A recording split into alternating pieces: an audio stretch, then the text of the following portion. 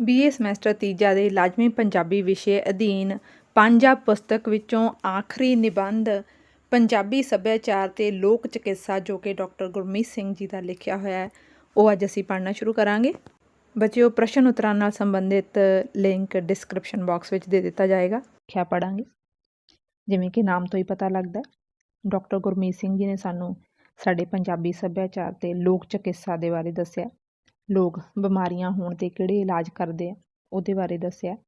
ਜਿਵੇਂ ਅਗਰ ਅਸੀਂ ਹੁਣ ਪੰਜਾਬੀ ਲੋਕ ਘਰ ਦੇ ਵਿੱਚ ਬੈਠੇ ਹੀ ਆਪਣੀਆਂ ਬਹੁਤ ਸਾਰੀਆਂ ਬਿਮਾਰੀਆਂ ਦੇ ਇਲਾਜ ਪਿੰਡ ਦੇ ਵਿੱਚ ਹੀ ਕਰ ਲੈਂਦੇ ਆ, ਜਾਂ ਫਿਰ ਘਰ ਦੇ ਵਿੱਚ ਕੁਝ ਸਾਡੇ ਵਿਸ਼ਵਾਸ ਹੈ ਜਿਹੜੇ ਕਿ ਅਸੀਂ ਵਹਿਮ ਭਰਮ ਲੇਖ ਦੇ ਅਧੀਨ ਪੜ੍ਹੇ ਹੋਏ ਆ, ਉਹਨਾਂ ਰਾਹੀਂ ਆਪਣੀਆਂ ਬਿਮਾਰੀਆਂ ਦਾ ਇਲਾਜ ਆਰਾਮ ਦੇ ਨਾਲ ਉਹ ਕਰ ਲੈਂਦੇ ਆ। ਜਿਵੇਂ ਅਸੀਂ ਕੁਝ ਬਿਮਾਰੀਆਂ ਨੂੰ ਦੇਵੀ ਦੇਵਤਿਆਂ ਦੇ ਨਾਲ ਸੰਬੰਧਿਤ ਕੀਤਾ ਹੋਇਆ ਅਤੇ ਇਲਾਜ ਵੀ ਅਸੀਂ ਲੱਭੇ ਹੋਏ ਆ ਉਹਨਾਂ ਦੇਵੀ ਦੇਵਤਿਆਂ ਦੀ ਪੂਜਾ ਕਰਕੇ ਅਸੀਂ ਉਹਨਾਂ ਬਿਮਾਰੀਆਂ ਦਾ ਇਲਾਜ ਵੀ ਲੱਭ ਲੈਂਦੇ ਹਾਂ। ਝਾੜਾ ਵੀ ਤੁਸੀਂ ਸੁਣਿਆ ਹੋਣਾ, ਡਾਲੀ ਵੀ ਤੁਸੀਂ ਸੁਣੀ ਹੋਏਗੀ। ਇਹ ਸਭ ਕੁਛ ਵੀ ਹਾਲੇ ਤੱਕ ਚੱਲ ਰਿਹਾ, ਅਤੇ ਜੰਤਰ ਮੰਤਰ ਟੂਣੇ ਵਗੈਰਾ ਇਹ ਵੀ ਹੁੰਦੇ ਰਹੇ ਆ। ਅਤੇ ਪੂਜਾ ਪਾਠ ਸਿਆਣਿਆਂ ਦੇ ਨਾਂ ਦੇ ਉੱਤੇ ਕੁਛ ਨਾ ਕੁਛ ਦਾਨ ਕਰ ਦੇਣਾ, ਇਹਨਾਂ ਗੱਲਾਂ ਦੇ ਨਾਲ ਵੀ ਸਾਡੇ ਪੰਜਾਬੀ ਲੋਕ ਆਪਣੀਆਂ ਬਿਮਾਰੀਆਂ ਦਾ ਇਲਾਜ ਕਰਦੇ ਰਹੇ ਆ। ਦੇਖਦੇ ਹਾਂ ਡਾਕਟਰ ਗੁਰਮੀਤ ਸਿੰਘ ਜੀ ਨੇ ਸਾਨੂੰ ਕੀ ਦੱਸਿਆ ਸਾਡੇ ਸੱਭਿਆਚਾਰ ਤੇ ਲੋਕ ਚਿਕਿਤਸਾ ਬਾਰੇ। ਕੀ ਕਹਿੰਦੇ ਆ? ਪੰਜਾਬ ਦੀ ਕੁੱਲ ਆਬਾਦੀ ਦਾ 80% ਤੋਂ ਵੀ ਵਡੇਰਾ ਹਿੱਸਾ ਪਿੰਡਾਂ ਵਿੱਚ ਹੀ ਰਹਿੰਦਾ ਹੈ। 20ਵੀਂ ਸਦੀ ਦੀ ਪੈਦਾਵਾਰ ਵਿਗਿਆਨਕ ਅਤੇ ਤਕਨੀਕੀ ਗਤੀਵਿਧੀਆਂ ਦਾ ਪਿੰਡਾਂ 'ਤੇ ਕਾਫੀ ਅਸਰ ਹੋਇਆ ਹੈ, ਪਰ ਇਸ ਦੇ ਬਾਵਜੂਦ ਪੇਂਡੂ ਲੋਕਾਂ ਦੀ ਮੂਲ ਚੇਤਨਾ ਪਰੰਪਰਕ ਵਰਤੀ ਵਾਲੀ ਹੈ। ਸੰਚਾਰ ਸਹੂਲਤਾਂ ਅਤੇ ਹੋਰ ਨਵੀਨ ਪ੍ਰਭਾਵਾਂ ਦੀ ਅਣਹੋਂਦ ਵਿੱਚ ਹਰ ਪਿੰਡ ਇੱਕ ਸੁਤੰਤਰ ਇਕਾਈ ਦੇ ਰੂਪ ਵਿੱਚ ਵਿਗਸਦਾ ਰਿਹਾ ਹੈ। ਇਸ ਸੁਸੰਗਠਿਤ ਇਕਾਈ ਦੇ ਅੰਤਰਗਤ ਕਿਸਾਨ, ਲੁਹਾਰ, ਤਰਖਾਣ, ਨਾਈ, ਧੋਬੀ ਅਤੇ ਸਿਆਣੇ, ਚੇਲੇ ਜਾਂ ਮਾਂਦਰੀ ਵੱਖ-ਵੱਖ ਇਕਾਈਆਂ ਦੇ ਰੂਪ ਵਿੱਚ ਕਾਰਜਸ਼ੀਲ ਰਹਿੰਦੇ ਸਨ। ਪਿੰਡਾਂ ਦੀ ਸੁਭਾਵਿਕ ਜੀਵਨ ਤੋਰ ਨੂੰ ਬਣਾਏ ਰੱਖਣ ਵਿੱਚ ਚੇਲਿਆਂ, ਸਿਆਣਿਆਂ ਜਾਂ ਪੰਡਤਾਂ, ਪੁਰੋਹਿਤਾਂ ਅਤੇ ਮੁੱਲਾਂ ਕਾਜ਼ੀਆਂ ਨੂੰ ਵਿਸ਼ੇਸ਼ ਸਥਾਨ ਪ੍ਰਾਪਤ ਸੀ। ਇਹ ਲੋਕ ਧਾਰਮਿਕ ਕਰਮਕਾਂਡਾਂ ਤੇ ਪੂਜਾ ਵਿਧੀਆਂ ਦੁਆਰਾ ਲੋਕਾਂ ਨੂੰ ਜਿੱਥੇ ਮਾਨਸਿਕ ਸ਼ਾਂਤੀ ਦਿੰਦੇ ਸਨ, ਨਾਲ ਹੀ ਬਿਮਾਰੀਆਂ ਅਤੇ ਉਹਨਾਂ ਦੇ ਇਲਾਜ ਦੀ ਜ਼ਿੰਮੇਵਾਰੀ ਵੀ ਨਿਭਾਉਂਦੇ ਸਨ। ਇੱਕ ਪਿੰਡ ਦੇ ਅੰਤਰਗਤ ਇੱਕ ਦੂਸਰੇ 'ਤੇ ਨਿਰਭਰਤਾ ਅਤੇ ਬਾਕੀ ਪਿੰਡਾਂ, ਕਸਬਿਆਂ ਜਾਂ ਸ਼ਹਿਰਾਂ ਤੋਂ ਸੁਤੰਤਰਤਾ ਪੰਜਾਬ ਦੇ ਇਤਿਹਾਸ ਵਿੱਚ ਪਿੰਡਾਂ ਦਾ ਚਿਰਾਂ ਪੁਰਾਣਾ ਲੱਛਣ ਰਿਹਾ ਹੈ। ਇੱਕ ਪਿੰਡ ਦੇ ਅੰਤਰਗਤ ਵੱਖ-ਵੱਖ ਸ਼੍ਰੇਣੀਆਂ ਸਮਾਜਿਕ, ਆਰਥਿਕ ਅਤੇ ਅਨੁਸ਼ਠਾਨਿਕ ਪੈਟਰਨਾਂ ਵਿੱਚ ਇਸ ਤਰ੍ਹਾਂ ਪਰੋਛੀਆਂ ਹੋਈਆਂ ਸਨ ਕਿ ਕਿਸੇ ਬਾਹਰੀ ਦਖਲਅੰਦਾਜ਼ੀ ਜਾਂ ਸਹਾਇਤਾ ਦੀ ਲੋੜ ਮਹਿਸੂਸ ਨਹੀਂ ਸੀ ਹੁੰਦੀ, ਕਿਉਂਕਿ ਉਹਨਾਂ ਦੀਆਂ ਲੋੜਾਂ ਦੀ ਪੂਰਤੀ ਆਪਣੇ ਪਿੰਡ ਦੇ ਵਿੱਚ ਰਹਿ ਕੇ ਹੋ ਜਾਂਦੀ ਸੀਗੀ। ਲੁਹਾਰ ਵੀ ਸੀਗੇ, ਤਰਖਾਣ ਵੀ ਸੀਗੇ, ਕਿਸਾਨ ਵੀ ਮਿਲਦੇ ਸੀਗੇ, ਧੋਬੀ, ਨਾਈ ਵੀ ਹੈਗੇ ਸੀਗੇ। ਕੱਪੜਾ ਵੀ ਪਿੰਡ ਦੇ ਵਿੱਚ ਹੀ ਬਣਨਾ ਅਤੇ ਉੱਥੇ ਹੀ ਸੀਤਾ ਜਾਣਾ। ਅਤੇ ਫਿਰ ਬਿਮਾਰੀਆਂ ਦੇ ਇਲਾਜ ਦੇ ਲਈ ਉਹ ਬਾਹਰ ਕਿਉਂ ਜਾਣਗੇ ਕਿਸੇ ਡਾਕਟਰ ਦੇ ਕੋਲ? ਉਹਨਾਂ ਦੇ ਕੋਲ ਪੰਡਤ ਹੈਗੇ ਆ, ਉਹਨਾਂ ਦੇ ਕੋਲ ਝਾੜਾ ਕਰਨ ਵਾਲੇ ਚੇਲੇ ਹੈਗੇ ਆ। ਅਤੇ ਜੇਕਰ ਅੱਜ ਦੀ ਵੀ ਅਸੀਂ ਗੱਲ ਕਰੀਏ ਤਾਂ ਪਿੰਡਾਂ ਦੇ ਵਿੱਚ ਕਈ ਲੋਕ ਹੈਗੇ ਆ ਜਿਹੜੇ ਮਾਲਿਸ਼ ਕਰਦੇ ਆ, ਜਾਂ ਫਿਰ ਉਹ ਝਾੜਾ ਕਰਦੇ ਆ, ਡਾਲੀ ਕਰਦੇ ਆ, ਪਾਣੀ ਪੜ੍ਹਦੇ ਆ। ਅਤੇ ਕਈ ਮਾਨਸਿਕ ਬਿਮਾਰੀਆਂ ਦਾ ਇਲਾਜ ਹੁੰਦਾ ਵੀ ਤੁਸੀਂ ਆਪਣੇ ਅੱਖੀਂ ਦੇਖਿਆ ਹੋਏਗਾ। ਲੋਕ ਕਹਿੰਦੇ ਆ ਕਿ ਮੈਂ ਇਹ ਕੰਮ ਕਰਵਾਇਆ ਅਤੇ ਉਹਦੇ ਨਾਲ ਉਹ ਬੰਦਾ ਤੰਦਰੁਸਤ ਵੀ ਹੋ ਜਾਂਦਾ। ਸ਼ਾਇਦ ਇਹ ਉਹਨਾਂ ਦੇ ਵਿਸ਼ਵਾਸ ਕਰਕੇ ਹੋ ਜਾਂਦਾ ਹੋਏਗਾ। ਅੱਗੇ ਕੀ ਕਹਿੰਦਾ? ਪੰਜਾਬੀਆਂ ਦੀ ਜੀਵਨ ਨੀਤੀ ਵਿੱਚ ਵਿਭਿੰਨ ਧਰਮਾਂ ਅਤੇ ਵਿਸ਼ਵਾਸਾਂ ਦਾ ਸੁਮੇਲ ਹੈ। ਆਦਿਕਾਲੀਨ ਲੋਕ ਵਿਸ਼ਵਾਸ, ਪ੍ਰਕਿਰਤੀ ਪੂਜਾ ਅਤੇ ਜਾਦੂ ਦੀ ਵਰਤੋਂ ਨਾਲ ਸੰਬੰਧਿਤ ਸਨ, ਅਤੇ ਇਹਨਾਂ ਦਾ ਮੁੱਖ ਮੰਤਵ ਭੌਤਿਕ ਸੰਸਾਰ ਨੂੰ ਵਸ ਵਿੱਚ ਕਰਨ ਦੀ ਸ਼ਕਤੀ ਪ੍ਰਾਪਤ ਕਰਨਾ ਸੀ। ਇਸ ਸ਼ਕਤੀ ਦੁਆਰਾ ਔਲਾਦ ਦੀ ਪ੍ਰਾਪਤੀ, ਫਸਲਾਂ ਦੀ ਰੱਖਿਆ ਅਤੇ ਵੈਰੀ ਸ਼ਕਤੀਆਂ ਨੂੰ ਤਬਾਹ ਕਰਕੇ ਉਹਨਾਂ ਤੋਂ ਬਚਾਓ ਪ੍ਰਾਪਤ ਕੀਤਾ ਜਾਂਦਾ ਸੀ। ਸੋ ਆਦਿਕਾਲੀਨ ਤੋਂ ਇਹ ਸਭ ਕੁਛ ਚੱਲਿਆ ਆ ਰਿਹਾ ਅਤੇ ਅੱਜ ਤੱਕ ਵੀ, ਆਧੁਨਿਕ ਸਮੇਂ ਤੱਕ ਵੀ ਇਹ ਸਭ ਕੁਛ ਪਹੁੰਚਿਆ ਹੈ, ਭਾਵੇਂ ਉਹ ਥੋੜ੍ਹੇ ਰੂਪ ਦੇ ਵਿੱਚ ਹੀ ਪਹੁੰਚਿਆ ਹੋਵੇ। ਅੱਗੇ ਕੀ ਕਹਿੰਦਾ? ਪੰਜਾਬ ਅਣਗਿਣਤ ਯੁੱਗ ਗਰਦੀਆਂ ਦਾ ਸ਼ਿਕਾਰ ਰਿਹਾ ਹੈ। ਸ਼ਾਸਕ ਤੇ ਸ਼ਾਸਨ ਬਦਲਦੇ ਰਹੇ ਹਨ, ਪਰ ਪੰਜਾਬੀ ਲੋਕ ਜੀਵਨ ਉਵੇਂ ਹੀ ਇੱਕ ਪ੍ਰਵਾਹ ਵਿੱਚ ਆਪਣੀਆਂ ਪਰੰਪਰਾਵਾਂ ਤੇ ਜੀਵਨ ਜਾਂਚ ਨੂੰ ਸੰਭਾਲੀ ਅੱਗੇ ਵਧਦਾ ਰਿਹਾ ਹੈ। ਪੰਜਾਬੀਆਂ ਦਾ ਮੁੱਖ ਕਿੱਤਾ ਖੇਤੀਬਾੜੀ ਰਿਹਾ ਹੈ, ਇਸ ਲਈ ਪੰਜਾਬੀ ਸੱਭਿਆਚਾਰ ਆਪਣੇ ਸੁਭਾਅ ਵਿੱਚ ਕਿਸਾਨੀ ਹੈ, ਅਤੇ ਇਹ ਮੁੱਖ ਰੂਪ ਵਿੱਚ ਲੋਕ ਮਾਨਸਿਕ ਵਰਤੀਆਂ ਦਾ ਹੀ ਪ੍ਰਗਟਾਅ ਹੈ। ਅਜਿਹੇ ਸੱਭਿਆਚਾਰ ਵਿੱਚ ਲੋਕਾਂ ਦਾ ਸ਼ਾਸਤਰੀ ਧਰਮ ਨਾਲੋਂ ਲੋਕ ਧਰਮ ਵਿੱਚ ਨਿਸ਼ਚਾ ਵਧੇਰੇ ਹੁੰਦਾ ਹੈ। ਲੋਕ ਵਿਸ਼ਵਾਸ, ਸ਼ਗਨ ਅਪਸ਼ਗਨ, ਵਹਿਮ ਭਰਮ ਅਤੇ ਜਾਦੂ ਟੂਣੇ ਪੰਜਾਬੀਆਂ ਦੀ ਜ਼ਿੰਦਗੀ ਦੇ ਹਰ ਮੋੜ 'ਤੇ ਪ੍ਰਭਾਵਸ਼ਾਲੀ ਕਾਰਜ ਕਰਦੇ ਵਿਖਾਈ ਦਿੰਦੇ ਹਨ। ਇਸ ਕਿਸਾਨੀ ਪੇਂਡੂ ਸੱਭਿਆਚਾਰ ਵਿੱਚ ਸਮੇਂ ਦੀ ਰਾਜਸੀ ਹਲਚਲ ਨਾਲ ਕੋਈ ਵਿਸ਼ੇਸ਼ ਪਰਿਵਰਤਨ ਨਹੀਂ ਆਇਆ। ਕਹਿਣ ਤੋਂ ਭਾਵ ਇਹ ਹੈ ਕਿ ਪੰਜਾਬੀਆਂ ਦੀ ਮੂਲ ਬਿਰਤੀ ਲੋਕ ਮਾਨਸ ਵਾਲੀ ਹੀ ਰਹੀ ਹੈ। ਜੇਕਰ ਤੁਸੀਂ ਹੁਣ ਵੀ ਪਿੰਡਾਂ ਦੇ ਵਿੱਚ ਜਾ ਕੇ ਕਿਸੇ ਚਿਕਨ ਪੌਕਸ ਵਾਲੇ ਬੰਦੇ ਨੂੰ ਇਹ ਕਹਿ ਦੋਗੇ ਕਿ ਤੁਹਾਨੂੰ ਦਵਾਈ ਲੈਣੀ ਚਾਹੀਦੀ ਹੈ, ਤਾਂ ਉਹ ਕਹਿੰਦੇ ਹੈ ਕਿ ਮਾਤਾ ਜ਼ਿਆਦਾ ਚਿੜਦੀ ਹੈ, ਫਿਰ ਉਹਦੇ ਨਾਲ ਬੱਚਾ ਜ਼ਿਆਦਾ ਬਿਮਾਰ ਹੋ ਜਾਂਦਾ ਹੈ। ਜਾਂ ਕਈ ਪੜ੍ਹੇ ਲਿਖੇ ਆ ਜਿਹੜੇ ਜਿਨ੍ਹਾਂ ਨੂੰ ਲੱਗਦਾ ਹੈ ਕਿ ਸਾਨੂੰ ਦਵਾਈ ਲੈਣੀ ਚਾਹੀਦੀ ਹੈ, ਉਹ ਦਵਾਈ ਲੈਣ ਦੇ ਨਾਲ ਨਾਲ ਝਾੜਾ ਵੀ ਜ਼ਰੂਰ ਕਰਵਾਉਂਦੇ ਆ। ਕਈ ਬਿਮਾਰੀਆਂ ਦੇ ਇਲਾਜ ਤਾਂ ਜੋ ਪੁਰਾਣੇ ਬਜ਼ੁਰਗ ਸੀਗੇ ਉਹ ਜੜੀ ਬੂਟੀਆਂ ਦੇ ਨਾਲ ਕਰਦੇ ਹੁੰਦੇ ਸੀਗੇ ਅਤੇ ਉਹਨਾਂ ਦਾ ਅਸਰ ਵੀ ਹੁੰਦਾ ਸੀਗਾ। ਅੱਗੇ ਕੀ ਹੈ, ਸੱਭਿਆਚਾਰ ਬਹੁਤ ਸਾਰੇ ਤੱਤਾਂ ਦਾ ਇੱਕ ਜਟਿਲ ਸਮੁੱਚ ਹੈ ਅਤੇ ਇਸ ਦੇ ਇੱਕ ਤੱਤ ਵਿੱਚ ਪਰਿਵਰਤਨ ਹੋਣ ਨਾਲ ਲੋਕਾਂ ਦੀ ਪੂਰੀ ਜੀਵਨ ਵਿਧੀ 'ਤੇ ਨਿਗੂਣਾ ਜਿਹਾ ਅਸਰ ਹੁੰਦਾ ਹੈ। ਪੰਜਾਬ ਵਿੱਚ ਮੁਸਲਮਾਨਾਂ ਦੇ ਰਾਜ ਦੀ ਸਥਾਪਤੀ ਨਾਲ ਇਸਲਾਮੀ ਅਤੇ ਪੰਜਾਬੀ ਸੱਭਿਆਚਾਰਾਂ ਦਾ ਮੇਲ ਸੱਭਿਆਚਾਰਕ ਤਣਾਅ ਦੀ ਸਥਿਤੀ ਨੂੰ ਜਨਮ ਦਿੰਦਾ ਹੈ। ਇਸ ਸੱਭਿਆਚਾਰੀਕਰਨ ਦੀ ਪ੍ਰਕਿਰਿਆ ਦੇ ਫਲਸਰੂਪ ਇੱਕ ਲੰਮੇ ਅਰਸੇ ਤੋਂ ਬਾਅਦ ਪੰਜਾਬੀ ਲੋਕ ਮਨ ਇਸਲਾਮੀ ਲੋਕ ਧਰਮ ਦੀਆਂ ਰੂੜੀਆਂ ਦੇ ਅਸਰ ਨੂੰ ਕਿਸੇ ਹੱਦ ਤੱਕ ਕਬੂਲ ਕਰ ਲੈਂਦਾ ਹੈ। ਪੰਜਾਬੀ ਲੋਕ ਸੱਭਿਆਚਾਰ ਦਾ ਇੱਕ ਨਵਾਂ ਮੁਹਾਂਦਰਾ ਨਿਖਰਦਾ ਹੈ। ਇਸ ਸੱਭਿਆਚਾਰ ਵਿੱਚ ਜੇਕਰ ਹਿੰਦੂ ਪੰਜਾਂ ਪੀਰਾਂ ਜਾਂ ਸਖੀ ਸਰਵਰ ਆਦਿ ਮੁਸਲਮਾਨ ਫਕੀਰਾਂ ਦੀ ਮੰਨਤਾਂ ਕਰਦੇ ਹਨ, ਤਾਂ ਸਖੀ ਸਰਵਰ ਵਰਗੇ ਪੀਰਾਂ ਨੇ ਵੀ ਆਪਣੀ ਸ਼ਕਤੀ ਭੈਰੋਂ ਨੂੰ ਵਸ ਵਿੱਚ ਕਰਕੇ ਹੀ ਪ੍ਰਾਪਤ ਕੀਤੀ ਹੋਈ ਸੀ। ਗੁੱਗੇ ਪੀਰ ਦੀ ਪੂਜਾ ਅਤੇ ਪੰਜਾਂ ਪੀਰਾਂ ਦੀ ਪੂਜਾ ਵੀ ਹਿੰਦੂ ਅਤੇ ਮੁਸਲਮਾਨ ਦੋਵੇਂ ਕੌਮਾਂ ਹੀ ਕਰਦੀਆਂ ਹਨ। ਸਿੱਖ ਧਰਮ ਦੇ ਹੋਂਦ ਵਿੱਚ ਆਉਣ ਨਾਲ ਪੰਜਾਬ ਦੀ ਬਹੁਤੀ ਵਸੋਂ ਨੇ ਇਸ ਨੂੰ ਸਿਧਾਂਤਕ ਪੱਧਰ 'ਤੇ ਜੋ ਲੋਕ ਧਰਮ ਦੀਆਂ ਰੂੜੀਆਂ ਦਾ ਖੰਡਨ ਕਰਦਾ ਹੈ ਅਪਣਾ ਲਿਆ, ਪਰ ਵਿਹਾਰ ਵਿੱਚ ਉਹ ਆਪਣੇ ਸਰੀਰਕ ਅਤੇ ਮਾਨਸਿਕ ਕਸ਼ਟਾਂ ਤੋਂ ਮੁਕਤੀ ਪਾਉਣ ਲਈ ਵਧੇਰੇ ਬਲ ਲੋਕ ਮਨ 'ਤੇ ਅੰਕਿਤ ਜਾਦੂ ਟੂਣੇ ਅਤੇ ਲੋਕ ਧਰਮ ਦੀਆਂ ਰੂੜੀਆਂ ਜਿਹਾ ਕਿ ਪਿਤਰ ਪੂਜਾ, ਦੇਵੀ ਦੇਵਤਿਆਂ ਦੀ ਪੂਜਾ, ਸੱਪਾਂ ਦੀ ਪੂਜਾ, ਪੀਰਾਂ ਦੀ ਪੂਜਾ ਆਦਿ ਉੱਪਰ ਹੀ ਦਿੰਦਾ ਰਿਹਾ ਹੈ। ਸੋ ਸ਼ਾਇਦ ਕਿਤੇ ਨਾ ਕਿਤੇ ਸਭ ਕੁਝ ਸਹੀ ਵੀ ਸੀਗਾ, ਕਿਉਂਕਿ ਹਰੇਕ ਦੇ ਰੱਬ ਨੂੰ ਮੰਨਦੇ ਸੀਗੇ।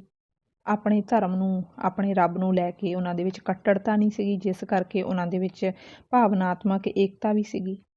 ਜਦੋਂ ਬੰਦੇ ਦੇ ਵਿੱਚ ਕਿਸੇ ਧਰਮ ਨੂੰ ਲੈ ਕੇ ਕੱਟੜਤਾ ਆ ਜਾਂਦੀ ਹੈ, ਉਹ ਦੂਸਰੇ ਦੇ ਰੱਬ ਨੂੰ ਨਕਾਰਦਾ, ਤਾਂ ਫਿਰ ਉੱਥੇ ਭਾਵਨਾਤਮਕ ਏਕਤਾ ਟੁੱਟਣੀ ਸ਼ੁਰੂ ਹੋ ਜਾਂਦੀ ਹੈ। ਅਤੇ ਇਹੀ ਕਾਰਨ ਸੀਗਾ ਕਿ ਉਹ ਲੋਕ ਆਪਸ ਦੇ ਵਿੱਚ ਜੁੜੇ ਹੋਏ ਸੀਗੇ। ਅੱਗੇ ਕੀ ਕਹਿੰਦਾ, ਲੋਕ ਜੀਵਨ ਦਾ ਸਾਰਾ ਬੌਧਿਕ ਅਤੇ ਮਾਨਸਿਕ ਪਾਸਾਰ ਲੋਕ ਮਨ ਦੀ ਹੀ ਸਿਰਜਣਾ ਹੁੰਦਾ ਹੈ। ਲੋਕ ਮਨ ਦਾ ਵਿਵੇਕ ਅਤੇ ਨਿਆਏ ਵਿਗਿਆਨਕ ਮਨ ਦੇ ਯਥਾਰਥ ਬੋਧ ਨਾਲੋਂ ਵਿਲੱਖਣ ਕਿਸਮ ਦਾ ਹੈ। ਲੋਕ ਮਨ ਦੀ ਵੱਡੀ ਪਛਾਣ ਹੀ ਇਹ ਹੈ ਕਿ ਉਹ ਜਿਨ੍ਹਾਂ ਗੱਲਾਂ ਵਿੱਚ ਵਿਸ਼ਵਾਸ ਰੱਖਦਾ ਹੈ ਉਹ ਵਿਗਿਆਨਕ ਸੱਚ ਨਹੀਂ, ਪਰ ਲੋਕ ਸੱਚ ਅਵੱਸ਼ ਹੁੰਦੀਆਂ ਹਨ। ਲੋਕ ਜੀਵਨ ਵਿੱਚ ਬਿਮਾਰੀਆਂ ਦਾ ਕਾਰਨ ਪਰਾਭੌਤਿਕ ਸ਼ਕਤੀਆਂ ਨੂੰ ਮੰਨਿਆ ਜਾਂਦਾ ਹੈ। ਭੂਤਾਂ ਪ੍ਰੇਤਾਂ ਅਤੇ ਦੇਵੀ ਦੇਵਤਿਆਂ ਨੂੰ ਮਨੁੱਖ ਨੇ ਕਦੇ ਨਹੀਂ ਵੇਖਿਆ, ਪਰ ਫਿਰ ਵੀ ਉਹ ਇਹਨਾਂ ਦੀ ਬਖਸ਼ਿਸ਼ ਅਤੇ ਕਰੋਪੀ ਵਿੱਚ ਯਕੀਨ ਰੱਖਦਾ ਹੈ। ਬਦਰੂਹਾਂ ਦੀ ਹੋਂਦ ਦੇ ਯਥਾਰਥ ਦਾ ਆਧਾਰ ਸਾਡੇ ਸੰਸਕਾਰਕ ਅਵਚੇਤਨ ਵਿੱਚ ਸਥਿਤ ਲੋਕ ਮਨ ਹੀ ਹੈ। ਇਸ ਤਰ੍ਹਾਂ ਲੋਕ ਚਿਕਿਤਸਾ ਉਹਨਾਂ ਲੋਕ ਪ੍ਰਵਿਰਤੀਆਂ ਦੀ ਹੀ ਸਹਿਜ ਅਭਿਵਿਅਕਤੀ ਹੈ, ਜਿਹੜੀਆਂ ਲੋਕ ਪ੍ਰਵਿਰਤੀਆਂ ਲੋਕ ਮਨ ਦਾ ਸ਼ਕਤੀਸ਼ਾਲੀ ਅੰਗ ਹਨ। ਸੋ ਇਸ ਤਰ੍ਹਾਂ ਵਿਗਿਆਨ ਜੋ ਮਰਜ਼ੀ ਕਹੀ ਜਾਵੇ, ਜਦੋਂ ਤੱਕ ਸਾਡੇ ਮਨ ਦਾ ਵਿਸ਼ਵਾਸ ਦੇਵੀ ਦੇਵਤਿਆਂ ਦੇ ਉੱਤੇ ਜਾਂ ਭੂਤ ਪ੍ਰੇਤਾਂ ਦੇ ਵਿੱਚ ਹੈਗਾ, ਉਦੋਂ ਤੱਕ ਲੋਕ ਮਨ ਬਲਸ਼ਾਲੀ ਰਹੇਗਾ ਅਤੇ ਜੋ ਉਹਨਾਂ ਦਾ ਮਨ ਮੰਨਦਾ ਹੈ ਉਸ ਗੱਲ ਦੇ ਵਿੱਚ ਵਿਸ਼ਵਾਸ ਕਰਦੇ ਹੋਏ ਉਹਨਾਂ ਨੂੰ ਆਪਣੇ ਜੀਵਨ ਦੇ ਵਿੱਚ ਧਾਰਨ ਵੀ ਕਰਨਗੇ। ਲੋਕ ਸੰਸਕ੍ਰਿਤੀ ਵਿੱਚ ਚਿਕਿਤਸਾ ਸੰਬੰਧੀ ਗਿਆਨ ਬਾਰੇ ਬਹੁਤ ਮਤਭੇਦ ਨਹੀਂ ਹੁੰਦਾ। ਬਿਮਾਰੀ ਦੇ ਕਾਰਨਾਂ ਅਤੇ ਇਲਾਜ ਪ੍ਰਤੀ ਜਿਹੜਾ ਦ੍ਰਿਸ਼ਟੀਕੋਣ ਇੱਕ ਵਿਅਕਤੀ ਦਾ ਹੁੰਦਾ ਹੈ, ਉਹੀ ਦ੍ਰਿਸ਼ਟੀਕੋਣ ਬਾਕੀ ਲੋਕਾਂ ਦਾ ਹੁੰਦਾ ਹੈ। ਭਾਵੇਂ ਚਿਕਿਤਸਕ ਅਭਿਆਸ ਅਤੇ ਵਿਸ਼ਵਾਸ ਦੇ ਮੁੱਢ ਬਾਰੇ ਗਿਆਨ ਗੁੰਮ ਹੋ ਚੁੱਕਾ ਹੈ, ਫਿਰ ਵੀ ਇਸ ਅਭਿਆਸ ਅਤੇ ਵਿਸ਼ਵਾਸ ਦੀਆਂ ਜੜ੍ਹਾਂ ਪਰੰਪਰਾ ਵਿੱਚ ਇੰਨੀਆਂ ਡੂੰਘੀਆਂ ਹਨ ਕਿ ਇਸ ਦੀ ਵਰਤੋਂ ਸੂਰਜ ਦੇ ਉਦੈ ਅਤੇ ਅਸਤ ਹੋਣ ਵਾਲੀ ਸੁਭਾਵਿਕਤਾ ਵਾਂਗ ਹੀ ਹੁੰਦੀ ਹੈ। ਆਦਿਕਾਲੀਨ ਮਨੁੱਖ ਦੀ ਵਿਅਕਤੀਗਤ ਸੋਚ ਇੰਨੀ ਨਿਰਬਲ ਹੁੰਦੀ ਸੀ ਕਿ ਇਸ ਉੱਪਰ ਸਮੂਹਿਕ ਸੋਚ ਹਾਵੀ ਰਹਿੰਦੀ ਸੀ। ਆਮ ਆਦਮੀ ਇਸ ਸਮੂਹਿਕ ਸੋਚ ਨਾਲੋਂ ਵੱਖਰੀਆਂ ਮਾਨਤਾਵਾਂ ਨਹੀਂ ਸਨ ਰੱਖਦੇ। ਇਸੇ ਲਈ ਜੋ ਕੁਝ ਸਭ ਮੰਨਦੇ, ਸੋਚਦੇ ਤੇ ਮਹਿਸੂਸ ਕਰਦੇ ਸਨ, ਲੋਕ ਲਈ ਜੀਵਨ ਦਾ ਯਥਾਰਥ ਬਣ ਕੇ ਹੀ ਰਹਿ ਜਾਂਦਾ ਸੀ। ਇਹ ਯਥਾਰਥ ਹੀ ਜਾਦੂ ਟੂਣੇ ਅਤੇ ਲੋਕ ਧਰਮ ਦਾ ਯਥਾਰਥ ਹੈ। ਕੋਈ ਸਿਆਣਾ ਚੇਲਾ ਜਾਂ ਮਾਂਦਰੀ ਸ਼ਬਦਾਂ ਮੰਤਰਾਂ ਦੁਆਰਾ ਰੋਗਾਂ ਨੂੰ ਨਸ਼ਟ ਕਰਦਾ ਹੈ। ਪ੍ਰੇਤਾਂ ਰੂਹਾਂ ਨੂੰ ਸਰੀਰ ਵਿੱਚੋਂ ਨਸਾਉਂਦਾ ਹੈ। ਕਾਮਨਾਵਾਂ ਦੀ ਪੂਰਤੀ ਲਈ ਧੂਣੀ ਦੀ ਸਵਾਹ ਜਾਂ ਮੰਤਰੀ ਹੋਈ ਵਸਤੂ ਖਾਣ ਵਾਸਤੇ ਦਿੰਦਾ ਹੈ। ਤਾਂ ਇਹ ਸਭ ਕੁਝ ਲੋਕ ਦੇ ਯਥਾਰਥ ਦੇ ਅੰਤਰਗਤ ਆ ਜਾਂਦਾ ਹੈ। ਜੇ ਕਿਸੇ ਸ਼ਖਸ ਨੂੰ ਰੋਗ ਗ੍ਰਸ ਲਏ ਤਾਂ ਲੋਕ ਮਨ ਮੰਤਰਾਂ ਦੁਆਰਾ ਜਾਂ ਬਦਰੂਹਾਂ ਨੂੰ ਪਤਿਆ ਕੇ ਜਾਂ ਕਿਸੇ ਕਰਮਕਾਂਡ ਦੁਆਰਾ ਦੇਵਤਿਆਂ ਨੂੰ ਪ੍ਰਸੰਨ ਕਰਕੇ ਰੋਗਾਂ ਤੋਂ ਨਿਸਤਾਰਾ ਪ੍ਰਾਪਤ ਕਰਨਾ ਲੋਚਦਾ ਹੈ। ਕਿਉਂ ਜੋ ਧਾਰਨਾ ਹੈ ਕਿ ਰੋਗਾਂ ਨੂੰ ਹਮੇਸ਼ਾ ਬਦਰੂਹਾਂ ਫੈਲਾਉਂਦੀਆਂ ਹਨ ਜਾਂ ਇਹ ਕਿਸੇ ਦੇਵੀ ਦੇਵਤੇ ਪ੍ਰਤੀ ਕੀਤੀ ਅਵੱਗਿਆ ਦਾ ਸਿੱਟਾ ਹੁੰਦੇ ਹਨ। ਇਸ ਲਈ ਲੋਕ ਮਨ ਅਨੁਸਾਰ ਰੋਗਾਂ ਦੇ ਨਿਸਤਾਰੇ ਲਈ ਦਵਾ ਦਾਰੂ ਨਾਲੋਂ ਕਰਮਕਾਂਡੀ ਵਿਧੀ ਵਧੇਰੇ ਹਿਤਕਾਰੀ ਸਮਝੀ ਜਾਂਦੀ ਹੈ। ਜਦੋਂ ਕਾਰਨ ਹੀ ਭੌਤਿਕ ਦੀ ਥਾਂ ਲੋਕ ਮਾਨਸਿਕ ਹੋਣ ਤਾਂ ਇਲਾਜ ਦੀ ਵਿਧੀ ਵੀ ਭੌਤਿਕ ਦੀ ਥਾਂ ਲੋਕ ਮਾਨਸਿਕ ਹੋਣੀ ਸੁਭਾਵਿਕ ਹੈ। ਸੋ ਜਿਹੜੀਆਂ ਬਿਮਾਰੀਆਂ ਜਿਸ ਤਰ੍ਹਾਂ ਪੈਦਾ ਹੁੰਦੀਆਂ ਉਹਨਾਂ ਦਾ ਇਲਾਜ ਵੀ ਉਸੇ ਤਰੀਕੇ ਦੇ ਨਾਲ ਹੋਣਾ ਜ਼ਰੂਰੀ ਹੈ। ਜੋ ਬਿਮਾਰੀ ਹੀ ਮਾਨਸਿਕ ਹੋਵੇ ਤਾਂ ਮਾਨਸਿਕ ਤਰੀਕੇ ਦੇ ਨਾਲ ਹੀ ਉਹਦਾ ਇਲਾਜ ਲੱਭਿਆ ਜਾ ਸਕਦਾ ਹੈ। ਜੋ ਉਹਦਾ ਮਨ ਜਿਸ ਗੱਲ ਦੇ ਵਿੱਚ ਵਿਸ਼ਵਾਸ ਰੱਖਦਾ ਉਸੇ ਤਰੀਕੇ ਦੇ ਨਾਲ ਉਹਦਾ ਇਲਾਜ ਹੋ ਸਕਦਾ ਹੈ। ਕਹਿੰਦਾ ਲੋਕ ਚਿਕਿਤਸਾ ਦਾ ਵਧੇਰੇ ਸੰਬੰਧ ਲੋਕਧਾਰਾ ਦੇ ਪ੍ਰਤੀਨਿਧ ਖੇਤਰ ਲੋਕ ਵਿਸ਼ਵਾਸ ਨਾਲ ਹੈ। ਮਾਨਸਿਕ ਅਤੇ ਬੌਧਿਕ ਕਾਰਜਾਂ ਵਿੱਚ ਲੋਕ ਮਾਨਸਿਕਤਾ ਦਾ ਹੀ ਪ੍ਰਗਟਾਅ ਹੈ। ਜਦੋਂ ਕੋਈ ਵਿਅਕਤੀ ਰੋਗਾਂ ਤੋਂ ਮੁਕਤੀ ਪਾਉਣ ਲਈ ਹੱਲ ਜਾਦੂ ਟੋਣੇ ਜੰਤਰਾਂ ਮੰਤਰਾਂ ਧਾਗਿਆਂ ਤਵੀਤਾਂ ਜਾਂ ਕਰਮ ਕਾਂਡਾਂ ਤੇ ਪੂਜਾ ਵਿਧੀਆਂ ਵਿੱਚ ਲੱਭਦਾ ਹੈ, ਸਿਆਣਿਆਂ ਨੂੰ ਡਾਕਟਰਾਂ ਨਾਲੋਂ ਪਹਿਲ ਦਿੰਦਾ ਹੈ, ਤਾਂ ਲੋਕ ਮਾਨਸਿਕਤਾ ਲੋਕ ਚਿਕਿਤਸਾ ਦੇ ਮਾਧਿਅਮ ਦੁਆਰਾ ਪ੍ਰਗਟ ਹੋ ਰਹੀ ਹੁੰਦੀ ਹੈ। ਲੋਕ ਵਿਸ਼ਵਾਸ ਮਾਨਵ ਸਮੂਹਾਂ ਦੇ ਸਾਂਸਕ੍ਰਿਤਕ ਦ੍ਰਿਸ਼ਟੀਕੋਣ ਅਥਵਾ ਜੀਵਨ ਮੁੱਲਾਂ ਨੂੰ ਨਿਰਧਾਰਿਤ ਕਰਕੇ ਲੋਕ ਜੀਵਨ ਨੂੰ ਸਥਿਰਤਾ ਬਖਸ਼ਦੇ ਹਨ। ਲੋਕ ਵਿਸ਼ਵਾਸਾਂ ਵਿੱਚ ਲੋਕ ਜੀਵਨ ਦੀ ਭੌਤਿਕ ਅਤੇ ਧਾਰਮਿਕ ਚੇਤਨਾ ਦਾ ਮੂਲ ਸਰੋਤ ਨਿਹਿਤ ਰਹਿੰਦਾ ਹੈ। ਅਤੀਤ ਦੀ ਪਰੰਪਰਾ ਨੂੰ ਵਰਤਮਾਨ ਤੱਕ ਲਿਆਉਣਾ ਅਤੇ ਉਸ ਦਾ ਭਵਿੱਖ ਤੱਕ ਵਿਸਤਾਰ ਕਰਨਾ ਉਹਨਾਂ ਦਾ ਪ੍ਰਮੁੱਖ ਉਦੇਸ਼ ਹੈ। ਲੋਕ ਚਿਕਿਤਸਾ ਨਾਲ ਸੰਬੰਧਿਤ ਵਿਸ਼ਵਾਸ ਅਤੇ ਕਰਮਕਾਂਡ ਲੋਕ ਮਨ ਦੀ ਸਹੀ ਤਸਵੀਰ ਪੇਸ਼ ਕਰਦੇ ਹਨ ਅਤੇ ਲੋਕ ਸੰਸਕ੍ਰਿਤੀ ਨੂੰ ਇਸ ਦੇ ਪੂਰੇ ਜਲਾਲ ਵਿੱਚ ਪ੍ਰਗਟ ਹੋਣ ਲਈ ਬਲ ਦਿੰਦੇ ਹਨ। ਲੋਕ ਸੰਸਕ੍ਰਿਤੀ ਪਰੰਪਰਾਗਤ ਸੰਸਕ੍ਰਿਤੀ ਹੈ ਜਿਸ ਦਾ ਰੂਪਾਂਤਰਨ ਵੀ ਪਰੰਪਰਾ ਦੁਆਰਾ ਹੀ ਹੁੰਦਾ ਹੈ। ਇਹ ਆਪਣੇ ਮੂਲ ਰੂਪ ਵਿੱਚ ਦਿਹਾਤੀ ਸੁਭਾਅ ਵਾਲੀ ਅਤੇ ਉਦਯੋਗੀਕਰਨ ਦੇ ਪ੍ਰਭਾਵ ਤੋਂ ਅਭਿੱਜ ਹੁੰਦੀ ਹੈ। 20ਵੀਂ ਸਦੀ ਦੀ ਪੈਦਾਵਾਰ ਅਜੋਕੀ ਯਾਂਤਰਿਕ ਸੰਸਕ੍ਰਿਤੀ ਨਾਲ ਇਹ ਇੱਕ ਤਣਾਅ ਵਿੱਚ ਵਿਚਰਦੀ ਹੈ। ਅਜੋਕੇ ਉਦਯੋਗੀਕਰਨ ਅਤੇ ਸ਼ਹਿਰੀਕਰਨ ਦੇ ਪ੍ਰਭਾਵ ਹੇਠ ਉਪਜੀ ਨਵੀਨ ਚੇਤਨਾ ਵਿਗਿਆਨਕ ਵਿਰਤੀ ਵਾਲੀ ਹੈ। ਸਾਡੇ ਸੰਸਕਾਰਕ ਅਵਚੇਤਨ ਵਿੱਚ ਸਥਿਤ ਲੋਕ ਮਨ ਉੱਪਰ ਇਹ ਵਿਰਤੀ ਸੁਚੇਤ ਪੱਧਰ ਤੇ ਹਾਵੀ ਹੋ ਰਹੀ ਹੈ, ਪਰ ਲੋਕ ਮਨ ਕਦੇ ਵੀ ਨਸ਼ਟ ਨਹੀਂ ਹੁੰਦਾ ਕਿਉਂਕਿ ਮੂਲ ਮਨ ਅਤੇ ਆਦਿਮ ਮਨ ਦੀਆਂ ਲੋਕ ਪ੍ਰਵਿਰਤੀਆਂ ਜੋ ਲੋਕ ਮਨ ਦੀ ਜਿੰਦ ਜਾਨ ਹਨ ਦੱਬੀਆਂ ਤਾਂ ਜਾ ਸਕਦੀਆਂ ਹਨ ਪਰ ਬਿਲਕੁਲ ਖਤਮ ਨਹੀਂ ਕੀਤੀਆਂ ਜਾ ਸਕਦੀਆਂ। ਇਸ ਗੱਲ ਦਾ ਤੱਤ ਸਾਰ ਇਹ ਹੈ ਕਿ ਲੋਕ ਚਿਕਿਤਸਾ ਅਤੇ ਵਿਗਿਆਨਕ ਚਿਕਿਤਸਾ ਦਾ ਤਣਾਅ ਲੋਕ ਮਨ ਅਤੇ ਵਿਗਿਆਨਕ ਮਨ ਦਾ ਤਣਾਅ ਹੈ। ਜੋ ਮੈਂ ਪਹਿਲਾਂ ਹੀ ਕਹਿ ਚੁੱਕੀ ਹਾਂ ਕਿ ਜੇਕਰ ਇੱਕ ਪੜ੍ਹਿਆ ਲਿਖਿਆ ਇਨਸਾਨ ਵੀ ਹੈ ਉਹ ਵੀ ਇਹ ਕਰਦਾ ਹੈ ਕਿ ਉਹਨੇ ਦਵਾਈ ਵੀ ਨਾਲ ਦੀ ਨਾਲ ਲੈ ਲੈਣੀ ਹੈ, ਪਰ ਜੋ ਪਿੰਡਾਂ ਦੇ ਵਿੱਚ ਲੋਕ ਜਿਨ੍ਹਾਂ ਗੱਲਾਂ ਵਿੱਚ ਵਿਸ਼ਵਾਸ ਕਰਦੇ ਆ ਢਾਲਾ ਵਗੈਰਾ ਕਰਵਾ ਲੈਣਾ ਜਾਂ ਫਿਰ ਉਹਨਾਂ ਨੇ ਝਾੜਾ ਕਰਵਾ ਲੈਣਾ ਜਾਂ ਜਲ ਵਗੈਰਾ ਪੜਵਾ ਲੈਂਦੇ ਆ, ਉਹ ਸਾਰਾ ਕੁਝ ਉਹ ਫਿਰ ਵੀ ਕਰਦੇ ਆ ਭਾਵੇਂ ਉਹ ਜਿੰਨੇ ਮਰਜ਼ੀ ਪੜ੍ਹੇ ਲਿਖੇ ਹੋਣ। ਜਾਂ ਇਹ ਵੀ ਵਿਸ਼ਵਾਸ ਕੀਤਾ ਜਾਂਦਾ ਹੈ ਕਿ ਇਹ ਬਿਮਾਰੀ ਇਸ ਕਰਕੇ ਠੀਕ ਨਹੀਂ ਹੋ ਰਹੀ ਕਿਉਂਕਿ ਸ਼ਾਇਦ ਕੋਈ ਪਰਿਵਾਰ ਦਾ ਜੀਅ ਰੁੱਸਿਆ ਹੋਇਆ ਅਤੇ ਫਿਰ ਉਹਨੂੰ ਮਨਾਉਣ ਦੇ ਲਈ ਵੀ ਪੰਡਤਾਂ ਦੇ ਕੋਲ ਜਾਂ ਜੰਤਰ ਮੰਤਰ ਕਰਵਾਉਣ ਦੇ ਲਈ ਤਾਂਤਰਿਕਾਂ ਦੇ ਕੋਲ ਜਾਇਆ ਜਾਂਦਾ ਹੈ। ਕਹਿੰਦਾ ਪੰਜਾਬੀਆਂ ਦੀ ਮੂਲ ਬਿਰਤੀ ਕਿਉਂ ਜੋ ਲੋਕ ਮਾਨਸ ਵਾਲੀ ਹੀ ਹੈ, ਇਸ ਲਈ ਉਹਨਾਂ ਦੀਆਂ ਸਾਰੀਆਂ ਸੰਸਕ੍ਰਿਤਿਕ ਕਿਰਿਆਵਾਂ ਲੋਕ ਮਨ ਦੀ ਹੀ ਅਭਿਵਿਅਕਤੀ ਕਰਦੀਆਂ ਹਨ। ਪੰਜਾਬੀ ਪੂਰੀ ਤਰ੍ਹਾਂ ਲੋਕ ਜੀਵਨ ਜਿਉ ਰਿਹਾ ਹੈ। ਲੋਕ ਜੀਵਨ ਤੋਂ ਸਾਡਾ ਭਾਵ ਸੰਸਕ੍ਰਿਤੀ ਦੇ ਰੂਹਾਨੀ ਅਤੇ ਪਦਾਰਥਕ ਪਹਿਲੂਆਂ ਪ੍ਰਤੀ ਅਜਿਹੀ ਦ੍ਰਿਸ਼ਟੀ ਤੋਂ ਹੈ ਜੋ ਲੋਕ ਮਾਨਸਿਕਤਾ ਨਾਲ ਜੁੜੀ ਹੋਈ ਹੈ। ਇਸੇ ਲਈ ਲੋਕ ਚਿਕਿਤਸਾ ਵਿਗਿਆਨਕ ਚਿਕਿਤਸਾ ਨਾਲੋਂ ਪੇਂਡੂ ਅਤੇ ਕਬੀਲਾਈ ਲੋਕਾਂ ਵਿੱਚ ਵਧੇਰੇ ਹਰਮਨ ਪਿਆਰੀ ਹੈ। ਲੋਕ ਮਨ 'ਤੇ ਸੁਚੇਤ ਕਾਬੂ ਪਾ ਕੇ ਵਿਗਿਆਨਕ ਮਨ ਵੱਲ ਦਾ ਸਫ਼ਰ ਲੋਕ ਚਿਕਿਤਸਾ ਦੀ ਥਾਂ ਵਿਗਿਆਨਕ ਚਿਕਿਤਸਾ ਨੂੰ ਨਿਸ਼ਚੇ ਹੀ ਮਹੱਤਵ ਪ੍ਰਦਾਨ ਕਰੇਗਾ। ਤਾਂ ਵੀ ਵਿਗਿਆਨਕ ਪ੍ਰਣਾਲੀ ਦੀ ਲੋਕਪ੍ਰਿਅਤਾ ਅਤੇ ਪ੍ਰਮਾਣਿਕਤਾ ਲੋਕ ਚਿਕਿਤਸਾ ਪ੍ਰਣਾਲੀ ਦਾ ਅੰਤ ਨਹੀਂ ਹੋਵੇਗਾ। ਸੋ ਅਗਰ ਹੁਣ ਤੱਕ ਇਹ ਸਾਰਾ ਕੁਝ ਚੱਲ ਰਿਹਾ ਹੈ ਤਾਂ ਫਿਰ ਲੱਗਦਾ ਹੈ ਕਿ ਅੱਗੇ ਆਉਣ ਵਾਲੇ ਸਮੇਂ ਦੇ ਵਿੱਚ ਵੀ ਇਹ ਸਾਰਾ ਕੁਝ ਜਾਰੀ ਰਹੇਗਾ। ਲੋਕ ਚਿਕਿਤਸਾ ਦੇ ਉੱਤੇ ਲੋਕਾਂ ਦਾ ਵਿਸ਼ਵਾਸ ਹੈ, ਸੋ ਉਹ ਅੱਗੇ ਵੀ ਜ਼ਰੂਰ ਅਗਲੀ ਪੀੜ੍ਹੀ ਤੱਕ ਜਾਏਗਾ। ਵਿਗਿਆਨ ਦੀ ਉੱਨਤੀ ਨਾਲ ਚਿਕਿਤਸਾ ਦੇ ਇਤਿਹਾਸ ਵਿੱਚ ਕ੍ਰਾਂਤੀਕਾਰੀ ਪਰਿਵਰਤਨ ਹੋਇਆ ਹੈ। ਇਸ ਚਮਤਕਾਰੀ ਪਰਿਵਰਤਨ ਨੂੰ ਜਨਸੰਖਿਆ ਵਿੱਚ ਹੋ ਰਹੇ ਤੇਜ਼ ਵਾਧੇ ਤੋਂ ਵੇਖਿਆ ਜਾ ਸਕਦਾ ਹੈ। ਲੋਕ ਚਿਕਿਤਸਾ ਨਾਲੋਂ ਵਿਗਿਆਨਕ ਚਿਕਿਤਸਾ ਨਿਸ਼ਚੇ ਹੀ ਵਧੇਰੇ ਪ੍ਰਭਾਵਸ਼ਾਲੀ ਹੈ। ਸੰਨ 1921 ਤੋਂ ਪਹਿਲਾਂ 2000 ਸਾਲ ਤੱਕ ਭਾਰਤ ਦੀ ਜਨਸੰਖਿਆ ਲਗਭਗ ਇੱਕੋ ਜਿਹੀ ਹੀ ਰਹੀ, ਪਰ ਇਸ ਤੋਂ ਪਿੱਛੋਂ ਹੋਣ ਵਾਲੇ ਹੈਰਾਨੀਜਨਕ ਵਾਧੇ ਦਾ ਕਾਰਨ ਕੇਵਲ ਵਿਗਿਆਨਕ ਚਿਕਿਤਸਾ ਦਾ ਹੋਂਦ ਵਿੱਚ ਆ ਜਾਣਾ ਹੈ। ਵਿਗਿਆਨਕ ਇਲਾਜ ਨਾਲ ਚੇਚਕ, ਹੈਜ਼ਾ, ਪਲੇਗ ਆਦਿ ਮਨੁੱਖੀ ਤਬਾਹੀ ਲਿਆਉਣ ਵਾਲੀਆਂ ਬਿਮਾਰੀਆਂ 'ਤੇ ਕਾਬੂ ਪਾ ਲਿਆ ਗਿਆ ਹੈ, ਜਿਸ ਨਾਲ ਮੌਤ ਦਰ ਬਹੁਤ ਘੱਟ ਗਈ ਹੈ। ਵਿਗਿਆਨਕ ਚਿਕਿਤਸਾ ਪ੍ਰਣਾਲੀ ਨੂੰ ਲੋਕਾਂ ਤੱਕ ਪਹੁੰਚਾਉਣ ਲਈ ਸਰਕਾਰ ਵੱਲੋਂ ਉਚੇਚੇ ਯਤਨ ਕੀਤੇ ਜਾ ਰਹੇ ਹਨ, ਪਰ ਵੇਖਣ ਵਿੱਚ ਇਹ ਗੱਲ ਆਉਂਦੀ ਹੈ ਕਿ ਪੰਜਾਬੀ ਲੋਕ ਅਜੇ ਵੀ ਵਿਗਿਆਨਕ ਚਿਕਿਤਸਾ ਨਾਲੋਂ ਲੋਕ ਚਿਕਿਤਸਾ ਨੂੰ ਵਧੇਰੇ ਮਹੱਤਵ ਦਿੰਦੇ ਹਨ। ਰੋਗ ਸਰੀਰਕ ਹੋਵੇ ਜਾਂ ਮਾਨਸਿਕ, ਡਾਕਟਰ ਕੋਲ ਜਾਣ ਦੀ ਬਜਾਏ ਉਹ ਚੇਲੇ ਜਾਂ ਸਿਆਣੇ ਨੂੰ ਪਹਿਲ ਦਿੰਦੇ ਹਨ। ਇਸ ਦਾ ਕਾਰਨ ਅਸੀਂ ਪੰਜਾਬ ਦੇ ਸੱਭਿਆਚਾਰਕ ਪਿਛੋਕੜ ਨੂੰ ਮੁੱਖ ਰੱਖ ਕੇ ਹੀ ਜਾਣ ਸਕਦੇ ਹਾਂ, ਕਿਉਂਕਿ ਬਹੁਤ ਕੁਛ ਅਸੀਂ ਪੀੜ੍ਹੀ ਦਰ ਪੀੜ੍ਹੀ ਅੱਗੇ ਪਹੁੰਚਾ ਦਿੱਤਾ ਹੈ, ਅਤੇ ਸਾਨੂੰ ਅੱਜ ਪਤਾ ਹੈ ਕਿ ਜੇਕਰ ਇੱਕ ਬੱਚਾ ਜ਼ਿਆਦਾ ਰੋ ਰਿਹਾ ਹੋਵੇ ਤਾਂ ਉਹਦੇ ਕਾਲਾ ਟਿੱਕਾ ਲਾ ਦੇਣਾ ਚਾਹੀਦਾ। ਉਹ ਹੁਣ ਸਾਡੇ ਵਰਗੇ ਪੜ੍ਹੇ ਲਿਖਿਆਂ ਨੂੰ ਵੀ ਪਤਾ ਹੈ ਕਿ ਕਾਲਾ ਟਿੱਕਾ ਲਾਉਣ ਦੇ ਨਾਲ ਬੱਚਾ ਚੁੱਪ ਹੋ ਜਾਂਦਾ ਹੈ, ਜਾਂ ਫਿਰ ਉਹਦੇ ਉੱਤੋਂ ਮਿਰਚਾਂ ਛੁਆ ਦਿਓ ਕਹਿੰਦੇ, ਫਿਰ ਵੀ ਠੀਕ ਹੋ ਜਾਂਦਾ। ਜਿਹਦੇ ਉੱਤੇ ਸ਼ੱਕ ਹੋਵੇ ਕਿ ਉਸ ਬੰਦੇ ਦੀ ਨਜ਼ਰ ਲੱਗੀ ਹੈ, ਉਹਦੇ ਪੈਰ ਦੀ ਮਿੱਟੀ ਛੁਆ ਕੇ ਸੁੱਟ ਦਿਓ, ਕਹਿੰਦੇ ਫਿਰ ਵੀ ਹੋ ਜਾਂਦਾ। ਅਤੇ ਫਿਰ ਜੇਕਰ ਹੁਣ ਦੇ ਸਮੇਂ ਦੇ ਵਿੱਚ ਸਾਨੂੰ ਇਹ ਸਾਰੀਆਂ ਗੱਲਾਂ ਪਤਾ ਹੈ, ਅਤੇ ਫਿਰ ਇਹਦਾ ਮਤਲਬ ਹੈ ਕਿ ਉਹ ਸਾਡੇ ਅੱਗੇ ਆਉਣ ਵਾਲੀ ਪੀੜ੍ਹੀ ਤੱਕ ਵੀ ਪਹੁੰਚਣਗੀਆਂ। ਸੋ ਇੱਥੇ ਵਿਗਿਆਨ ਕੀ ਕਰ ਲਏਗਾ? ਇਹ ਤਾਂ ਲੋਕ ਵਿਸ਼ਵਾਸ ਹੈ ਸਾਡੇ ਪੰਜਾਬੀਆਂ ਦੇ, ਉਹਨਾਂ ਦੇ ਮਨ ਦੇ ਵਿਸ਼ਵਾਸ ਨੂੰ ਖਤਮ ਨਹੀਂ ਕੀਤਾ ਜਾ ਸਕਦਾ। ਅੱਗੇ ਪੜ੍ਹਦੇ ਹਾਂ।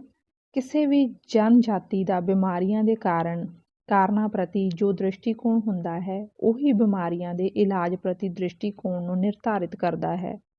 ਲੋਕ ਜੀਵਨ ਵਿੱਚ ਬਿਮਾਰੀਆਂ ਦਾ ਕਾਰਨ ਹਲਕੀ ਖੁਰਾਕ, ਗੰਦਗੀ ਵਿੱਚ ਰਹਿਣਾ, ਕਸਰਤ ਨਾ ਕਰਨਾ ਆਦਿ ਭੌਤਿਕ ਕਾਰਨਾਂ ਨੂੰ ਨਹੀਂ ਮੰਨਿਆ ਜਾਂਦਾ, ਸਗੋਂ ਬਿਮਾਰੀਆਂ ਨੂੰ ਬਦਰੂਹਾਂ ਦੀ ਕਰੋਪੀ ਦਾ ਸਿੱਟਾ ਖਿਆਲ ਕੀਤਾ ਜਾਂਦਾ ਹੈ। ਇਸੇ ਲਈ ਪੰਜਾਬੀ ਲੋਕਾਂ ਦਾ ਇਹ ਦ੍ਰਿੜ ਵਿਸ਼ਵਾਸ ਹੈ ਕਿ ਬਦਰੂਹਾਂ ਅਤੇ ਦੇਵੀ ਦੇਵਤਿਆਂ ਦੀ ਕਰੋਪੀ ਦਾ ਸਹੀ ਤੇ ਯੋਗ ਇਲਾਜ ਜੰਤਰਾਂ ਮੰਤਰਾਂ ਅਤੇ ਕਰਮਕਾਂਡਾਂ ਵਿੱਚ ਹੀ ਹੈ।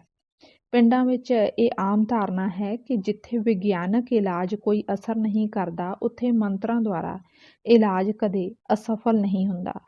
ਸੋ ਇਹ ਤਾਂ ਹੈ ਹੀ ਸਾਡੇ ਪੰਜਾਬ ਦੇ ਵਿੱਚ ਹੀ ਕੀ, ਸਾਡੇ ਪੂਰੇ ਭਾਰਤ ਦੇ ਵਿੱਚ ਹੀ ਸਾਰਾ ਕੁਛ ਚੱਲਦਾ ਹੈ। ਜਿਵੇਂ ਕੋਈ ਮੈਚ ਹੈ, ਬਹੁਤ ਜਿੱਤਣਾ ਜ਼ਰੂਰੀ ਹੈ, ਸਾਡੇ ਸਾਰੇ ਭਾਰਤੀ ਉਹਦੇ ਨਾਲ ਭਾਵਨਾਤਮਕ ਤੌਰ 'ਤੇ ਜੁੜੇ ਹੋਏ ਆ, ਤਾਂ ਉਹਦੇ ਲਈ ਹਵਨ ਹੋਣੇ ਸ਼ੁਰੂ ਹੋ ਜਾਂਦੇ ਆ। ਜਾਂ ਅਸੀਂ ਚੰਦਰਯਾਨ ਭੇਜਣਾ ਹੈ ਤਾਂ ਉਹਦੇ ਲਈ ਵੀ ਹਵਨ ਵਗੈਰਾ ਕਰਵਾਏ ਜਾਂਦੇ ਆ, ਮੰਤਰ ਤੰਤਰ ਪੜ੍ਹੇ ਜਾਂਦੇ ਆ। ਕੀ ਕਹਿੰਦਾ ਹੈ, ਪੰਜਾਬ ਵਿੱਚ ਵਿੱਦਿਆ ਦੁਆਰਾ ਆਈ ਨਵੀਨ ਚੇਤਨਾ ਬਹੁਤ ਸਾਰੇ ਲੋਕਾਂ ਦਾ ਬਿਮਾਰੀਆਂ ਦੇ ਕਾਰਨਾਂ ਪ੍ਰਤੀ ਪਰੰਪਰਾਗਤ ਰਵੱਈਆ ਬਦਲ ਰਿਹਾ ਹੈ। ਪੜ੍ਹਿਆ ਲਿਖਿਆ ਵਰਗ ਇਹ ਸਮਝਦਾ ਹੈ ਕਿ ਮਨੁੱਖ ਉਸ ਸਮੇਂ ਹੀ ਬਿਮਾਰੀਆਂ ਦਾ ਸ਼ਿਕਾਰ ਹੁੰਦਾ ਹੈ ਜਦੋਂ ਉਸਦੇ ਸਰੀਰ ਵਿੱਚ ਕੁਝ ਲੋੜੀਂਦੇ ਤੱਤਾਂ ਦੀ ਕਮੀ ਆ ਜਾਂਦੀ ਹੈ। ਇਸ ਕਮੀ ਸਦਕਾ ਕੁਝ ਬਿਮਾਰੀਆਂ ਫੈਲਾਉਣ ਵਾਲੇ ਬੈਕਟੀਰੀਆ ਜਨਮ ਲੈਂਦੇ ਹਨ, ਜਿਸ ਕਾਰਨ ਮਨੁੱਖ ਰੋਗਾਂ ਦਾ ਸ਼ਿਕਾਰ ਹੁੰਦਾ ਹੈ। ਪਰ ਅਜੇ ਵੀ ਪੰਜਾਬ ਦੀ ਪੇਂਡੂ ਅਤੇ ਕਬਾਇਲੀ ਵਸੋਂ ਨੀਵੇਂ ਮਾਨਸਿਕ ਪੱਧਰ ਕਾਰਨ ਵਹਿਮਾਂ ਭਰਮਾਂ ਦੀ ਦਲਦਲ ਵਿੱਚ ਗ੍ਰਸੀ ਹੋਈ ਹੈ। ਜਿੱਥੇ ਵਹਿਮ ਭਰਮ ਕਿਸੇ ਨਾ ਕਿਸੇ ਰੂਪ ਵਿੱਚ ਇੱਕ ਜੀਵੰਤ ਤੱਤ ਵਜੋਂ ਕਾਰਜ ਕਰਦੇ ਹੋਣ, ਉੱਥੇ ਲੋਕਾਂ ਦਾ ਬਿਮਾਰੀਆਂ ਦੇ ਕਾਰਨਾਂ ਅਤੇ ਇਲਾਜਾਂ ਪ੍ਰਤੀ ਰਵੱਈਆ ਆਪਣੇ ਪੂਰਵਜਾਂ ਤੋਂ ਬਹੁਤਾ ਭਿੰਨ ਨਹੀਂ ਹੋਵੇਗਾ। ਵਿਗਿਆਨਕ ਦ੍ਰਿਸ਼ਟੀਕੋਣ ਤੋਂ ਵੇਖਿਆ ਲੋਕ ਚਿਕਿਤਸਾ ਦਾ ਬਹੁਤਾ ਮਹੱਤਵ ਨਹੀਂ। ਬਿਮਾਰੀਆਂ ਅਤੇ ਉਹਨਾਂ ਦੇ ਇਲਾਜ ਅੰਧ ਵਿਸ਼ਵਾਸਾਂ 'ਤੇ ਹੀ ਆਧਾਰਿਤ ਰਹੇ ਹਨ, ਪਰ ਸੱਭਿਅਤਾ ਦੀ ਇਸ ਉੱਨਤ ਅਵਸਥਾ ਵਿੱਚ ਵੀ ਇਹ ਯਕੀਨ ਕੀਤਾ ਜਾਂਦਾ ਹੈ ਕਿ ਬਿਮਾਰੀਆਂ ਦਾ ਇਲਾਜ ਕੇਵਲ ਵਿਗਿਆਨਕ ਵਿਧੀਆਂ ਦੁਆਰਾ ਹੀ ਨਹੀਂ, ਸਗੋਂ ਦੈਵੀ ਸਹਾਇਤਾ, ਜਾਦੂ ਟੂਣੇ, ਜੰਤਰ ਮੰਤਰ, ਫਾਂਡਾ ਆਦਿ ਵਿਧੀਆਂ ਦੁਆਰਾ ਵੀ ਬਿਮਾਰੀਆਂ ਤੋਂ ਛੁਟਕਾਰਾ ਪਾਇਆ ਜਾ ਸਕਦਾ ਹੈ।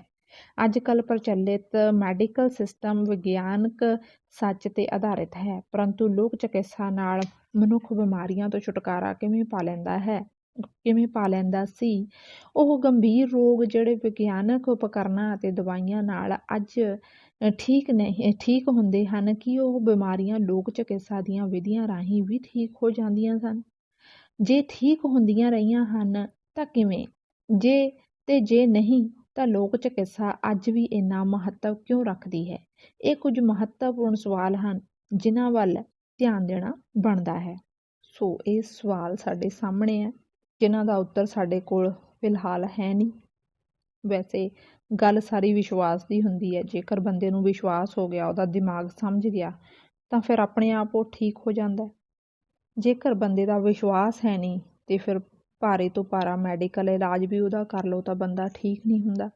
ਕਹਿੰਦਾ ਲੋਕ ਚਿਕਿਤਸਾ ਦਾ ਇੱਕ ਹਿੱਸਾ ਜੜੀ ਬੂਟੀਆਂ ਤੇ ਆਧਾਰਿਤ ਹੈ। ਇਸ ਦਾ ਵਿਗਿਆਨਕ ਸੱਚ ਪ੍ਰਮਾਣਿਤ ਹੋ ਚੁੱਕਾ ਹੈ। ਸਦੀਆਂ ਤੋਂ ਸਿਆਣੇ ਹਕੀਮ ਆਦਿ ਇਹਨਾਂ ਦਾ ਮਨੁੱਖੀ ਸਰੀਰ ਤੇ ਅਸਰ ਵੇਖਦੇ ਆਏ ਹਨ। ਮਨੁੱਖ ਸਰੀਰ ਤੇ ਇਸ ਦੇ ਸਕਾਰਾਤਮਕ ਅਸਰ ਕਰਕੇ ਹੀ ਇਸ ਤੋਂ ਆਯੁਰਵੈਦਿਕ ਚਿਕਿਤਸਾ ਪ੍ਰਣਾਲੀ ਵਿਕਸਿਤ ਹੋਈ ਹੈ।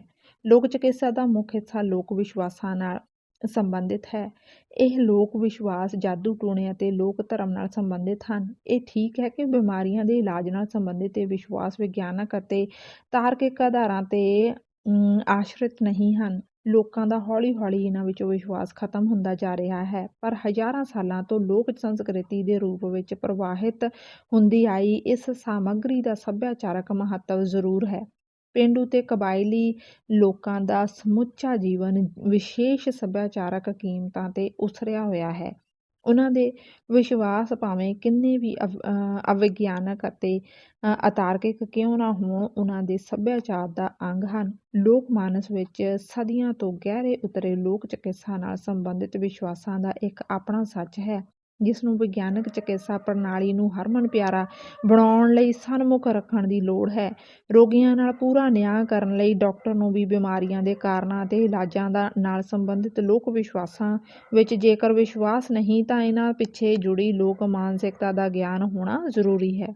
ਸੋ ਜੇਕਰ ਇੱਕ ਡਾਕਟਰ ਨੂੰ ਇਹਨਾਂ ਵਿਸ਼ਵਾਸਾਂ ਦਾ ਗਿਆਨ ਹੋਏਗਾ ਤਾਂ ਬਹੁਤ ਸਾਰੇ ਇਲਾਜ ਜੋ ਕਿ ਮਾਨਸਿਕਤਾ ਦੇ ਨਾਲ ਸੰਬੰਧਿਤ ਆ ਉਹ ਠੀਕ ਕਰ ਸਕਦਾ ਹੈ। ਲੋਕ ਚਿਕਿਤਸਾ ਵਿੱਚ ਅਟੁੱਟ ਵਿਸ਼ਵਾਸ ਅਤੇ ਮਨੋਵਿਗਿਆਨਕ ਪ੍ਰਭਾਵ ਹੀ ਬਿਮਾਰੀ ਦੂਰ ਕਰਨ ਵਿੱਚ ਸਹਾਈ ਹੁੰਦੇ ਹਨ। ਇਹ ਸੱਚ ਹੈ ਕਿ ਪਰਾਭੌਤਿਕ ਗੱਲਾਂ ਦੀ ਦਖਲ ਅੰਦਾਜ਼ੀ ਸਿੱਧ ਨਹੀਂ ਕੀਤੀ ਜਾ ਸਕਦੀ, ਪਰ ਕਈ ਵਾਰੀ ਇਹ ਅਜਿਹੇ ਮਨੋਵਿਗਿਆਨਕ ਕਾਰਨਾਂ ਨਾਲ ਸੰਬੰਧਿਤ ਹੁੰਦੀਆਂ ਹਨ ਕਿ ਅਕਸਰ ਠੀਕ ਦਿਸ਼ਾ ਵਿੱਚ ਕੰਮ ਕਰਦੀਆਂ ਹਨ। ਸਿਆਣੇ ਚੇਲੇ ਆਦਿ ਦੀਆਂ ਇਹ ਇਲਾਜ ਵਿਧੀਆਂ ਅੱਜ ਦੇ ਮਨੋਵਿਗਿਆਨਕ ਢੰਗ ਨਾਲ ਹੋ ਰਹੇ ਇਲਾਜ ਨਾਲ ਮੇਲ ਖਾਂਦੀਆਂ ਹਨ। ਲੋਕ ਚਿਕਿਤਸਾ ਦੀ ਸਾਰੀ ਸ਼ਕਤੀ ਇਹਨਾਂ ਮਨੋਵਿਗਿਆਨਕ ਪ੍ਰਭਾਵਾਂ ਵਿੱਚ ਨਿਹਿਤ ਹੈ। ਇਸੇ ਲਈ 20ਵੀਂ ਸਦੀ ਵਿੱਚ ਡਾਕਟਰਾਂ ਅਤੇ ਮਨੋਵਿਗਿਆਨੀਆਂ ਨੇ ਸਿਆਣਿਆਂ ਅਤੇ ਚੇਲਿਆਂ ਦੁਆਰਾ ਕੀਤੇ ਜਾਂਦੇ ਇਲਾਜ ਦੇ ਪਿੱਛੇ ਕਾਰਜਸ਼ੀਲ ਮਨੋਵਿਗਿਆਨਕ ਸੱਚ ਨੂੰ ਮਹੱਤਵ ਦੇਣਾ ਸ਼ੁਰੂ ਕਰ ਦਿੱਤਾ ਹੈ। ਲੋਕ ਜੀਵਨ ਵਿੱਚ ਇਹ ਵਿਸ਼ਵਾਸ ਹੈ ਕਿ ਬਹੁਤੀਆਂ ਬਿਮਾਰੀਆਂ ਬਦਰੂਹਾਂ ਦੇ ਫੜ ਲੈਣ ਨਾਲ ਹੁੰਦੀਆਂ ਹਨ। ਬਦਰੂਹਾਂ ਤੋਂ ਛੁਟਕਾਰਾ ਪਾਉਣ ਲਈ ਸਭ ਤੋਂ ਵਧੇਰੇ ਪ੍ਰਚਲਿਤ ਵਿਧੀ ਮਸਾਣ ਕੱਢਣ ਦੀ ਹੈ। ਪੰਜਾਬ ਦੇ ਪੇਂਡੂ ਇਲਾਕਿਆਂ ਵਿੱਚ ਇਹ ਇਲਾਜ ਵਿਧੀ ਅਜੇ ਵੀ ਪ੍ਰਚਲਿਤ ਹੈ। ਧੂਣੀ ਆਦਿ ਦੇ ਕੇ ਇੱਕ ਵਿਸ਼ੇਸ਼ ਪ੍ਰਕਾਰ ਦਾ ਵਾਤਾਵਰਣ ਤਿਆਰ ਕੀਤਾ ਜਾਂਦਾ ਹੈ। ਅਜਿਹੇ ਵਾਤਾਵਰਣ ਵਿੱਚ ਰੋਗੀ ਮਸਾਣ ਦੇ ਮੁਖੌਟੇ ਹੇਠ ਆਪਣੀਆਂ ਸਾਰੀਆਂ ਮਨੋਭਾਵਨਾਵਾਂ ਦੱਸ ਦਿੰਦਾ ਹੈ। ਇਸ ਤਰ੍ਹਾਂ ਉਸਦਾ ਮਾਨਸਿਕ ਵਿਰੇਚਨ ਹੋ ਜਾਂਦਾ ਹੈ ਅਤੇ ਰੋਗੀ ਤੰਦਰੁਸਤ ਹੋ ਜਾਂਦਾ ਹੈ। ਪੰਜਾਬੀ ਲੋਕਾਂ ਦਾ ਸਿਆਣਿਆਂ ਚੇਲਿਆਂ ਵਿੱਚ ਡੂੰਘਾ ਵਿਸ਼ਵਾਸ ਹੈ। ਹਰ ਰੋਗੀ ਨਰ ਨਾਰੀ ਦਾ ਇਹ ਪੱਕਾ ਯਕੀਨ ਹੈ ਕਿ ਜੇਕਰ ਚੇਲੇ ਜਾਂ ਸਿਆਣੇ ਨੇ ਕੋਈ ਮੰਤਰ ਪੜ੍ਹ ਦਿੱਤਾ ਤਾਂ ਰੋਗ ਤੋਂ ਛੁਟਕਾਰਾ ਅਵੱਸ਼ ਹੋ ਜਾਵੇਗਾ। ਇਹ ਡੂੰਘਾ ਵਿਸ਼ਵਾਸ ਹੀ ਰੋਗੀ ਅੰਦਰ ਇੱਕ ਅਜਿਹੀ ਸ਼ਕਤੀ ਭਰ ਦਿੰਦਾ ਹੈ ਜੋ ਰੋਗ ਤੋਂ ਛੁਟਕਾਰਾ ਪਾਉਣ ਲਈ ਕਾਫੀ ਹੁੰਦੀ ਹੈ। ਪੰਜਾਬ ਵਿੱਚ ਧਾਰਮਿਕ ਅਸਥਾਨਾਂ 'ਤੇ ਬਣੇ ਸਰੋਵਰਾਂ ਦੇ ਪਵਿੱਤਰ ਜਲ ਦੀ ਵਰਤੋਂ ਵੀ ਬਿਮਾਰੀਆਂ ਦੂਰ ਕਰਨ ਲਈ ਕੀਤੀ ਜਾਂਦੀ ਹੈ। ਸੋਵੀਅਤ ਯੂਨੀਅਨ ਦੇ ਦਾਰਸ਼ਨਿਕ ਮਨੋਵਿਗਿਆਨੀ ਅਲੈਕਸਾਂਦਰ ਸਪਿਰਕਿਨ ਦਾ ਪਵਿੱਤਰ ਜਲ ਦੀ ਸ਼ਕਤੀ ਬਾਰੇ ਇਹ ਵਿਚਾਰ ਹੈ ਕਿ ਇਹ ਸ਼ਕਤੀ ਜਲ ਅੰਦਰ ਨਹੀਂ ਹੁੰਦੀ, ਬਲਕਿ ਉਹਨਾਂ ਸਰੀਰਕ ਸ਼ਕਤੀ ਖੇਤਰਾਂ ਵਿੱਚ ਹੁੰਦੀ ਹੈ ਜਿਹੜੇ ਕਿ ਬਿਮਾਰੀ ਨੂੰ ਦੂਰ ਕਰਨ ਵਾਲੀ ਆਭਾ ਸ਼ਕਤੀ ਪ੍ਰਦਾਨ ਕਰਦੇ ਹਨ। ਉਸ ਦਾ ਕਹਿਣਾ ਹੈ ਕਿ ਇੱਕ ਵਿਸ਼ੇਸ਼ ਪ੍ਰਕਾਰ ਦੇ ਅਭਿਆਸ ਰਾਹੀਂ ਕੋਈ ਵੀ ਮਨੁੱਖ ਆਪਣੇ ਅੰਦਰਲੇ ਇਹਨਾਂ ਸਰੀਰਕ ਸ਼ਕਤੀ ਖੇਤਰਾਂ ਦੀ ਵਰਤੋਂ ਕਰਨੀ ਸਿੱਖ ਸਕਦਾ ਹੈ। ਪੰਜਾਬ ਵਿੱਚ ਇਲਾਜ ਦੀ ਥਾਂ ਲੋਕ ਇਲਾਜ ਨੂੰ ਅੱਜ ਵੀ ਮਹੱਤਵ ਮਿਲਣ ਦਾ ਕਾਰਨ ਪੰਜਾਬੀ ਲੋਕਾਂ ਦੀ ਸਮਾਜਿਕ ਤੇ ਸੱਭਿਆਚਾਰਕ ਪਰੰਪਰਾ ਵਿੱਚੋਂ ਲੱਭਿਆ ਜਾ ਸਕਦਾ ਹੈ। ਪੇਂਡੂ ਲੋਕਾਂ ਦੇ ਬਿਮਾਰੀਆਂ ਅਤੇ ਉਹਨਾਂ ਦੇ ਇਲਾਜ ਪ੍ਰਤੀ ਆਪਣੇ ਵਿਸ਼ਵਾਸ ਹਨ। ਇਹ ਸਦੀਆਂ ਪੁਰਾਣੇ ਵਿਸ਼ਵਾਸ ਉਹਨਾਂ ਦੇ ਸੱਭਿਆਚਾਰ ਤੇ ਸਮਾਜਿਕ ਚੌਖਟੇ ਵਿੱਚ ਪੂਰੀ ਤਰ੍ਹਾਂ ਠੀਕ ਬੈਠਦੇ ਹਨ। ਜਾਦੂ ਟੂਣਿਆਂ ਅਤੇ ਜੜੀ ਬੂਟੀਆਂ ਦੀ ਵਰਤੋਂ ਕਰਨ ਵਾਲੇ ਧਾਰਮਿਕ ਵਿਅਕਤੀ, ਚੇਲੇ, ਸਿਆਣੇ ਅਤੇ ਦਾਈਆਂ ਇਹ ਸਾਰੇ ਤੇ ਇਹਨਾਂ ਦੇ ਉੱਤਰਾਧਿਕਾਰੀ ਪਿੰਡਾਂ ਵਿੱਚ ਰਹੇ ਹਨ। ਇਹਨਾਂ ਪਰੰਪਰਾਗਤ ਇਲਾਜ ਵਿਧੀਆਂ ਨੂੰ ਲੋਕ ਮਾਨਸ ਪੀੜ੍ਹੀਆਂ ਪੀੜ੍ਹੀ ਅਗਾਂਹ ਤੁਰਦਾ ਆਇਆ ਹੈ ਅਤੇ ਅੱਜ ਵੀ ਜਿੱਥੇ ਵਿਗਿਆਨਕ ਮਨ ਅਜੇ ਲੋਕ ਮਨ 'ਤੇ ਪੂਰੀ ਤਰ੍ਹਾਂ ਹਾਵੀ ਨਹੀਂ ਹੋਇਆ, ਇਹਨਾਂ ਵਿਧੀਆਂ ਦੀ ਵਰਤੋਂ ਨੂੰ ਹੀ ਵਧੇਰੇ ਯੋਗ ਸਮਝਿਆ ਜਾਂਦਾ ਹੈ। ਇਸ ਲਈ ਲੋਕ ਜੀਵਨ ਵਿੱਚ ਅੱਜ ਵੀ ਵਿਸ਼ਵਾਸ ਕੀਤਾ ਜਾਂਦਾ ਹੈ ਕਿ ਰੋਗਾਂ ਦਾ ਇਲਾਜ ਜਾਦੂ ਟੂਣਿਆਂ ਅਤੇ ਦੈਵੀ ਸ਼ਕਤੀਆਂ ਨੂੰ ਖੁਸ਼ ਕਰਨ ਦੇ ਨਾਲ ਕੀਤਾ ਜਾ ਸਕਦਾ ਹੈ। ਕਿਸੇ ਸਿਆਣੇ ਚੇਲੇ ਜਾਂ ਮਾਂਦਰੀ ਦੇ ਇਲਾਜ ਕਰਨ ਦੇ ਬਾਵਜੂਦ ਜੇਕਰ ਰੋਗੀ ਦੀ ਮੌਤ ਹੋ ਜਾਵੇ ਤਾਂ ਇਸ ਰੋਗੀ ਦੇ ਦੁਰਭਾਗ ਨਾਲ ਜੋੜ ਦਿੱਤਾ ਜਾਂਦਾ ਹੈ। ਅਜਿਹੇ ਸਮੇਂ ਪਿੰਡਾਂ ਵਿੱਚ ਆਮ ਕਿਹਾ ਜਾਂਦਾ ਹੈ, ਵਿਚਾਰਾ ਲਿਖਾ ਕੇ ਇੰਨੀ ਆਇਆ ਸੀ। ਚੇਲੇ ਜਾਂ ਸਿਆਣੇ ਦੀ ਇਲਾਜ ਵਿਧੀ 'ਤੇ ਕਦੇ ਸੰਦੇਹ ਨਹੀਂ ਕੀਤਾ ਜਾਂਦਾ। ਲੋਕ ਚਿਕਿਤਸਾ ਨੂੰ ਆਪਣੀ ਹੋਂਦ ਬਣਾਈ ਰੱਖਣ ਲਈ ਸਾਰਥਕ ਆਧਾਰ ਪੇਸ਼ ਕਰਨ ਦੀ ਆਵਸ਼ਕਤਾ ਨਹੀਂ ਹੁੰਦੀ। ਉਦਾਹਰਣ ਵਜੋਂ ਜੇਕਰ ਕੋਈ ਸਿਆਣਾ 5 ਰੋਗੀਆਂ ਦਾ ਇਲਾਜ ਕਰਦਾ ਹੈ ਅਤੇ ਇਹਨਾਂ ਵਿੱਚੋਂ ਕਿਸੇ ਕਾਰਨ ਇੱਕ ਵੀ ਰਾਜੀ ਹੋ ਜਾਂਦਾ ਹੈ ਤਾਂ ਲੋਕ ਚਿਕਿਤਸਾ ਦੀ ਹੋਂਦ ਨੂੰ ਕੋਈ ਖਤਰਾ ਨਹੀਂ, ਕਿਉਂਕਿ ਇਸ ਦਾ ਆਧਾਰ ਵਿਸ਼ਵਾਸ ਹੈ, ਨਾ ਕਿ ਗਿਆਨ। ਪੂਰਵ ਇਤਿਹਾਸ ਕਾਲ ਤੋਂ ਹੀ ਲੋਕ ਚਿਕਿਤਸਾ ਨਾਲ ਸੰਬੰਧਿਤ ਵਿਸ਼ਵਾਸ ਪੀੜ੍ਹੀ ਦਰ ਪੀੜ੍ਹੀ ਤੁਰੇ ਆਉਂਦੇ ਹਨ। ਪਰੰਪਰਾ ਤੋਂ ਪ੍ਰਾਪਤ ਇਹਨਾਂ ਵਿਸ਼ਵਾਸਾਂ ਦਾ ਲੋਕ ਮਾਨਸ 'ਤੇ ਗਹਿਰਾ ਅਸਰ ਹੈ। ਸਦੀਆਂ ਤੋਂ ਲੋਕ ਚਿਕਿਤਸਾ ਮਨੁੱਖੀ ਸੱਭਿਆਚਾਰ ਦਾ ਇੱਕ ਅਨਿੱਖੜਵਾਂ ਅੰਗ ਰਹੀ ਹੈ। ਰੋਗਾਂ ਦੇ ਇਲਾਜ ਲਈ ਜਾਦੂ ਟੂਣੇ, ਕਰਮਕਾਂਡਾਂ ਅਤੇ ਪੂਜਾ ਵਿਧੀਆਂ ਦੀ ਅਥਰਵ ਵੇਦ ਸਮੇਂ ਵੀ ਵਰਤੋਂ ਹੁੰਦੀ ਸੀ ਅਤੇ ਹੁਣ 20ਵੀਂ ਸਦੀ ਵਿੱਚ ਜਦ ਕਿ ਵਿਗਿਆਨਕ ਚਿਕਿਤਸਾ ਇੱਕ ਸ਼ਕਤੀਸ਼ਾਲੀ ਬਦਲਦੇ ਰੂਪ ਵਿੱਚ ਸਾਹਮਣੇ ਆ ਚੁੱਕੀ ਹੈ, ਤਾਂ ਵੀ ਇਸ ਦੀ ਵਰਤੋਂ ਕਰ ਲਈ ਜਾਂਦੀ ਹੈ।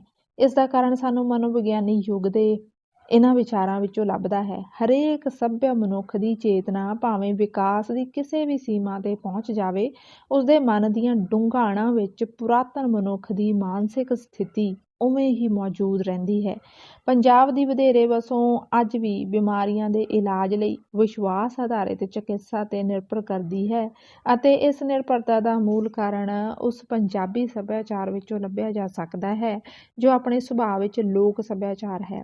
ਲੋਕ ਸੱਭਿਆਚਾਰ ਲੋਕ ਮਨ ਦਾ ਹੀ ਪਰਤੋਹ ਹੁੰਦਾ ਹੈ। ਲੋਕ ਮਨ ਦੀ ਆਧਾਰ ਸ਼ਕਤੀ ਪਰੰਪਰਾਗਤ ਅਤੇ ਆਦਿਮਕਾਲੀਨ ਪ੍ਰਵਿਰਤੀਆਂ ਹੁੰਦੀਆਂ ਹਨ। ਜਿੱਥੇ ਲੋਕ ਮਨ ਦੀ ਪਕੜ ਮਜ਼ਬੂਤ ਹੋਵੇਗੀ, ਉੱਥੇ ਜੀਵਨ ਜਾਂਚ ਵੀ ਪਰੰਪਰਾ ਮੁੱਖ ਅਤੇ ਸੰਸਕਾਰਕ ਵਰਤੀਆਂ ਵਾਲੀ ਹੀ ਹੋਵੇਗੀ। ਪੰਜਾਬੀ ਲੋਕਾਂ ਦਾ ਜੀਵਨ ਵਿਹਾਰ ਵਧੇਰੇ ਕਰਕੇ ਲੋਕ ਮਾਨਸਿਕ ਪ੍ਰਵਿਰਤੀਆਂ ਹੀ ਨਿਰਧਾਰਿਤ ਕਰਦੀਆਂ ਹਨ। ਇਹੀ ਕਾਰਨ ਹੈ ਕਿ ਚਿਕਿਤਸਾ ਦੇ ਖੇਤਰ ਵਿੱਚ ਵੀ ਉਹਨਾਂ ਦੀ ਸੋਚ ਇਹਨਾਂ ਪ੍ਰਵਿਰਤੀਆਂ ਅਧੀਨ ਹੀ ਚੱਲਦੀ ਹੈ ਅਤੇ ਇੱਕ ਆਮ ਵਿਅਕਤੀ ਬਿਮਾਰੀ ਸਮੇਂ ਵਿਗਿਆਨਕ ਚਿਕਿਤਸਾ ਨਾਲੋਂ ਲੋਕ ਚਿਕਿਤਸਾ ਨੂੰ ਤਰਜੀਹ ਦਿੰਦਾ ਹੈ। ਸੋ ਹੁਣ ਤਾਂ ਲੋਕ ਚਿਕਿਤਸਾ ਨੂੰ ਮਨੋਵਿਗਿਆਨੀ ਵੀ ਮੰਨਦੇ ਆ ਅਤੇ ਲੋਕਾਂ ਦੇ ਮਾਨਸਿਕ ਰੋਗਾਂ ਨੂੰ ਠੀਕ ਕਰਨ ਦੇ ਲਈ ਇਹਨਾਂ ਵਿਧੀਆਂ ਦੇ ਰਾਹੀਂ ਉਹ ਲੋਕਾਂ ਦਾ ਇਲਾਜ ਵੀ ਕਰ ਰਹੇ ਆ। ਸੋ ਆਪਾਂ ਕਹਿ ਸਕਦੇ ਹਾਂ ਕਿ ਕੁਝ ਮਾਨਸਿਕ ਬਿਮਾਰੀਆਂ ਦਾ ਇਲਾਜ ਆਪਾਂ ਜ਼ਰੂਰ ਇਹਨਾਂ ਤਰੀਕਿਆਂ ਦੇ ਨਾਲ ਕਰ ਸਕਦੇ ਹਾਂ, ਪਰ ਜਿਹੜੀਆਂ ਬਿਮਾਰੀਆਂ ਡਾਕਟਰੀ ਇਲਾਜ ਦੇ ਨਾਲ ਖਤਮ ਹੋ ਸਕਦੀਆਂ, ਉਹਨੂੰ ਡਾਕਟਰੀ ਇਲਾਜ ਦੇ ਨਾਲ ਹੀ ਖਤਮ ਕਰਨਾ ਚਾਹੀਦਾ ਹੈ, ਨਹੀਂ ਤਾਂ ਬੰਦੇ ਨੂੰ ਬਹੁਤ ਵੱਡਾ ਨੁਕਸਾਨ ਵੀ ਹੋ ਸਕਦਾ ਹੈ। ਅਗਰ ਇਹ ਵੀਡੀਓ ਕਿਸੇ ਵੀ ਤਰ੍ਹਾਂ ਤੁਹਾਡੇ ਲਈ ਲਾਹੇਵੰਦ ਹੋਵੇ ਤਾਂ ਇਸ ਨੂੰ ਜ਼ਰੂਰ ਆਪਣੇ ਦੋਸਤਾਂ ਦੇ ਨਾਲ ਸ਼ੇਅਰ ਕਰੋ, ਲਾਈਕ ਕਰੋ, ਕਮੈਂਟ ਕਰੋ ਅਤੇ ਚੈਨਲ ਨੂੰ ਸਬਸਕ੍ਰਾਈਬ ਕਰੋ। ਧੰਨਵਾਦ।